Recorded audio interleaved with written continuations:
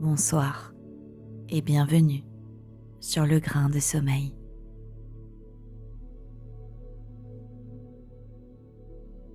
Si cette vidéo vous a plu, n'hésitez pas à l'aimer, la partager et à vous abonner à la chaîne.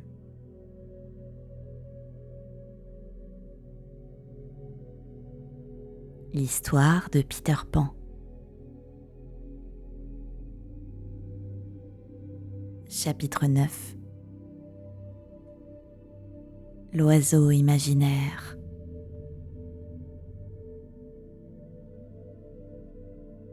Une à une, les sirènes se retirèrent dans leur chambre sous la mer, et Peter se retrouva complètement seul. Il était trop loin pour entendre leurs portes se fermer. En revanche, il percevait fort bien les sonnettes qui tintaient au seuil de ces grottes de corail. Inexorablement, la mer montait et déjà lui léchait les pieds. Il n'y avait plus qu'à attendre d'être englouti. Pour passer le temps, Peter s'absorba dans la contemplation du seul objet qui bougea sur la lagune.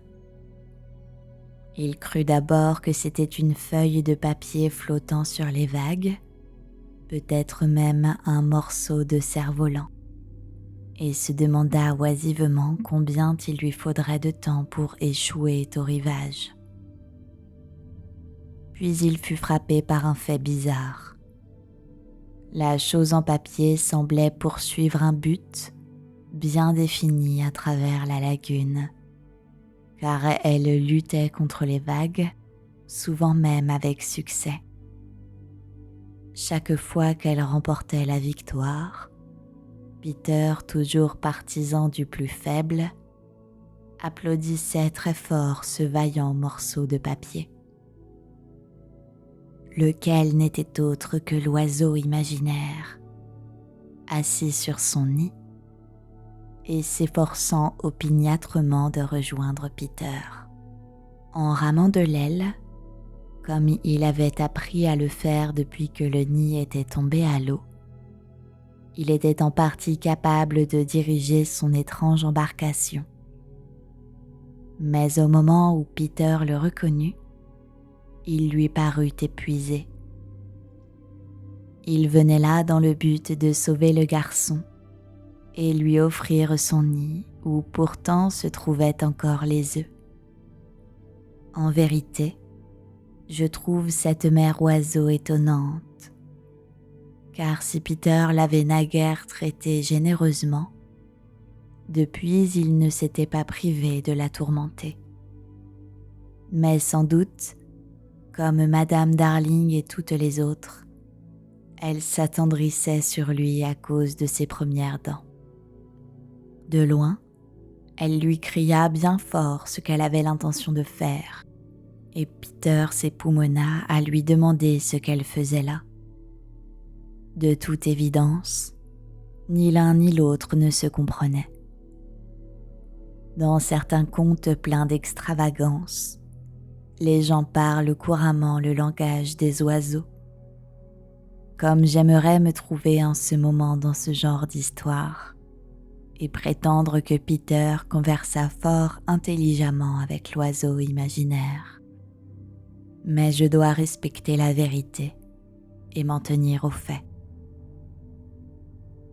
Eh bien, non seulement ils ne se comprirent pas, mais ils en oublièrent les bonnes manières. Je t'amène mon nid, articula l'oiseau aussi lentement que possible, pour que tu puisses regagner la terre. Mais je suis trop fatigué pour venir. Essaye de nager vers moi. Qu'est-ce que tu couines ? Répondit Peter. Pourquoi ne laisses-tu pas dériver ton nid comme d'habitude ? Je t'amène, etc., répéta l'oiseau depuis le début. Peter essaya de parler lentement et distinctement. Qu'est-ce que tu couines, etc.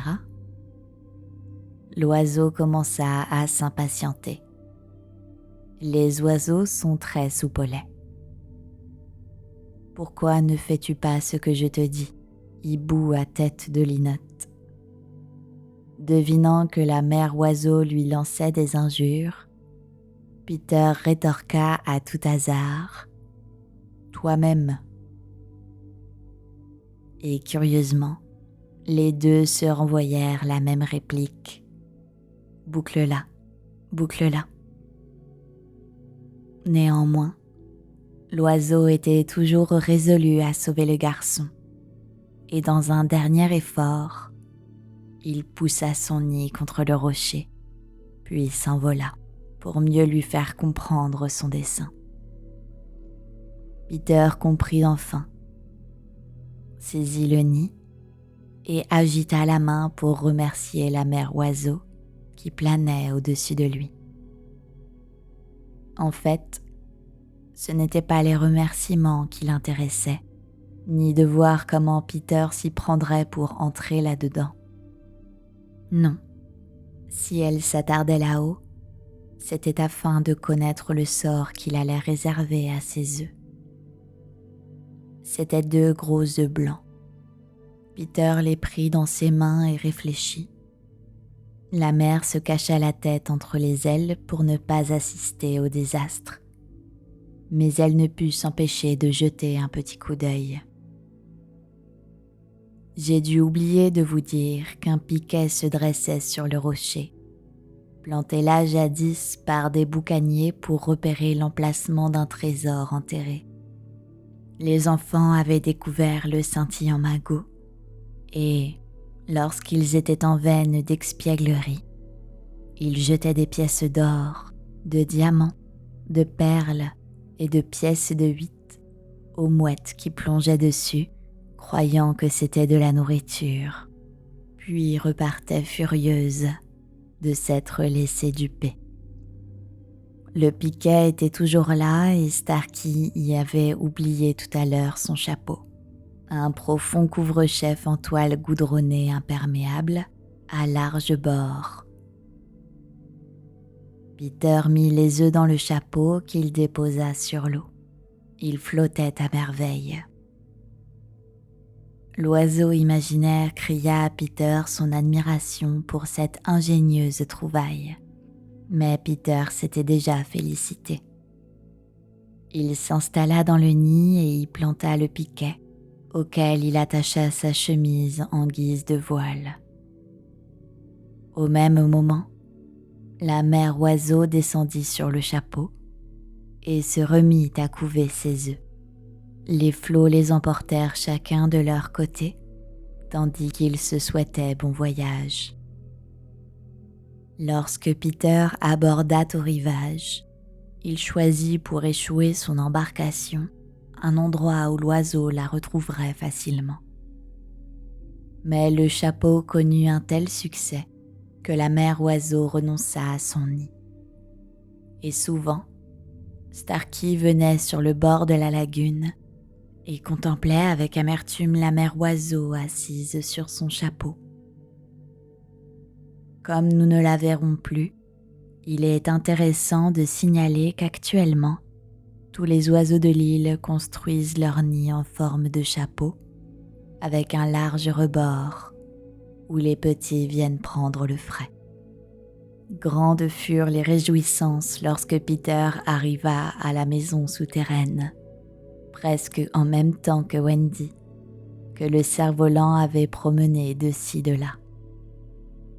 Chacun avait des aventures à raconter, mais la plus extraordinaire de toutes fut sans doute que l'heure du coucher était déjà passée depuis longtemps. Cela les flattait tellement qu'ils inventaient toutes sortes de ruses, comme de réclamer des pansements pour gagner encore un moment. Mais Wendy, quoique fière d'avoir tout son petit monde sain et sauf à la maison, s'indignait de l'heure tardive et criait « Au lit !» d'un ton qui n'admettait pas la désobéissance. Le lendemain, toutefois, elle se montra des plus tendres et distribua des pansements à chacun. Et jusqu'à l'heure du coucher, ils s'amusèrent à boiter et à porter le bras en écharpe.